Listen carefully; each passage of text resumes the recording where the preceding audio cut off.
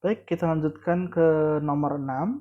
Nah, di nomor 6 ini ceritanya adalah ada celah selebar 1 mm itu disinari oleh cahaya dengan panjang gelombang 589 nanometer. Nah, kita akan bisa lihat pola difraksi pada layar yang jaraknya itu 3 meter dari celah.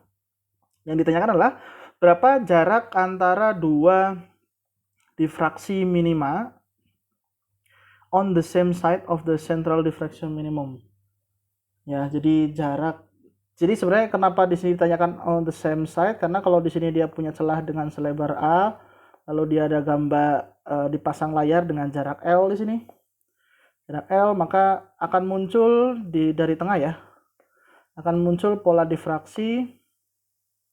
Yang akan muncul pola difraksi yang berasal dari berbagai cahaya ya yang ada masuk kepada celah dengan lebar A, di mana nanti di titik P di sini dengan cara Y ya dengan bukan sudut theta ya. Sebenarnya pola yang di atas itu juga terjadi di bawah. Jadi kayak di titik tengah ini seperti simetri terhadap pola yang di atas dengan pola yang di bawah. Artinya di sini kalau yang ditanya itulah in the same side. Jadi kalau misalnya ada Y kedua di atas ini, Y1 misalnya di sini Y2, yang ditanyakan adalah beda antara 2Y yang atas, bukan atas dengan bawah ya. Nah, di sini yang ditanyakan adalah jarak 2 difraksi minima untuk difraksi minima seperti yang kita sudah tahu, kita sudah diturunkan jelas di kelas, itu memenuhi persamaan A sin theta sama dengan M lambda, dengan M itu khusus dari 1 ya.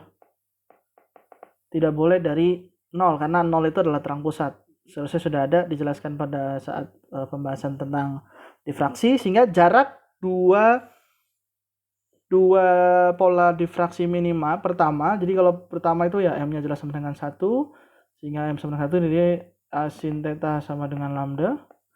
M-nya sama dengan 2, berarti A sin theta sama dengan 2 lambda. Lalu kalau kita pakai theta yang kecil, aproksimasinya sehingga sin theta itu mendekati tangan theta, yang akan sama halnya dengan tangan theta itu Y dibagi dengan L, sehingga akan kalau kita masukkan A Y per L sama dengan M lambda, sehingga Y itu akan sama dengan M lambda dikali L besar dibagi dengan A, sehingga artinya delta Y atau Y2 dikurangi dengan Y1 itu jelas akan sama dengan 2 dikurangi 1 dari lambda dikali L dibagi A. Sehingga kalau kita masukkan ini akan sama dengan lambda dikali L dibagi A.